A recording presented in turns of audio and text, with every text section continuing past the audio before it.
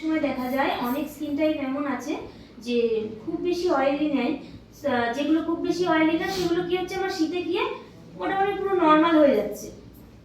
অনেকের আবার দেখা যাচ্ছে যে মোটামুটি একটু ড্রাই ড্রাইও হয়ে যাচ্ছে, নর্মাল একটু ড্রাই হয়ে যাচ্ছে। তো সেই ক্ষেত্রে তখন কিন্তু আমরা এই প্রাইমারটা স্কিপ করে দেব।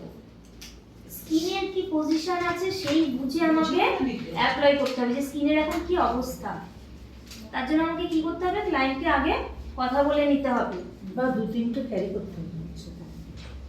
অবশ্যই ক্যারি করতে পারো। একটা যদি অয়েল ফ্রি আর একটা অয়েলি রাখো তোমার চাপ থাকলো না। অনেক সময় এমন হয় না যে হুট করে একটা ব্রাইট চলে এলো, বা অনেক সময় ব্রাইট কি হয় হয়তো বারবার বলা হচ্ছে যে আমার সাথে কথা বলো তুমি, আমি প্রোডাক্ট সেইভাবে নিয়ে যাব।